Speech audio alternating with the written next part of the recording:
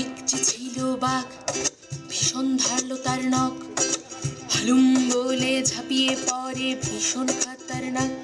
হাতে ধরা সুতোর টানে যেন জীবন্ত হয়ে উঠছে এক একটি চরিত্র, কখনো নীতিকথা, কখনো বা ইতিহাস। রঙিন পুতুলের চমকপ্রদ সংলাপে মুগ্ধ ছোট বড় সবাই। পাপের শো দেখতে আসছি। কেমন লাগে পাপের শো? ভালো লাগে। বসেই শুধু একদিনই আসে, সেটা আমার কাছে খুব স্পেশাল। আমার পাপের শো দেখতে অনেক ভালো লাগে।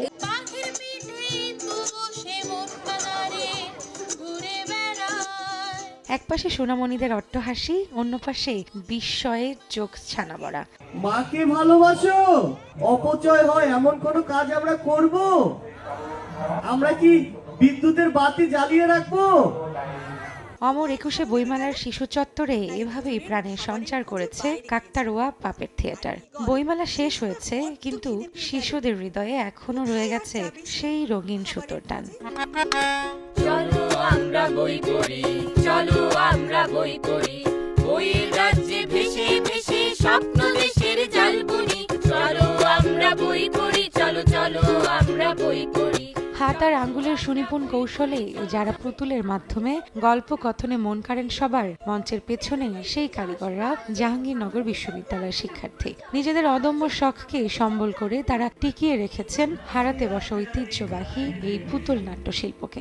আমরা তো কাজ করে যাচ্ছি, আমরা মাঝে মাঝে আটকে যাই। আমরা যদি এই পুতুল নাট্য শিল্পটাকে সামনের দিকে নিয়ে যেতে চাই, আমাদের পৃষ্ঠপোষকতা দরকার। আমরা সেলফ ফান্ডে বেশি দিন টিকতে পারবো না। সরকার এবং যারা দাতা সংস্থা রয়েছে তারা যদি আমাদেরকে পৃষ্ঠপোষকতা করে, তাহলে এই শিল্প মাধ্যমটাকে আমরা সামনে আরো দূর নিয়ে যেতে পারবো। ফোন দেখবে আর খাবার খাবে, আমার মতো তোমরা যদি একটু দুষ্টুমি করো। হালের প্রযুক্তি নির্ভর বাস্তবতায় শিশুদের স্মার্টফোন থেকে দূরে রেখে নির্মল বিনোদনের স্বাদ দিতে বছর জুড়ে এমন আয়োজনের প্রয়োজনীয়তা দেখছেন অভিভাবকরা।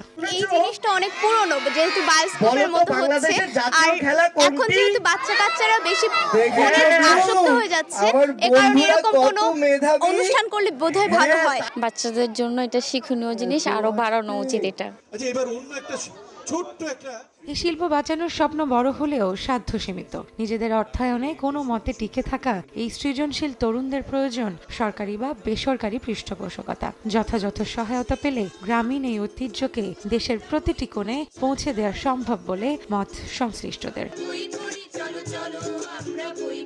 বইমেলার প্রাপ্তির রেশ নিয়ে পাপেট শিল্পীরা এখন স্বপ্ন দেখছেন নতুন এক আগামী।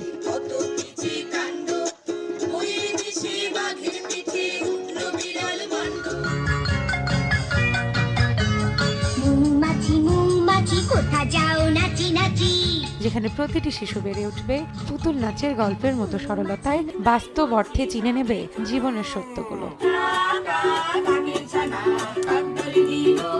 রৌনক নিয়ন্তা, সময় সংবাদ, ঢাকা। আমরা নিজের জীবনের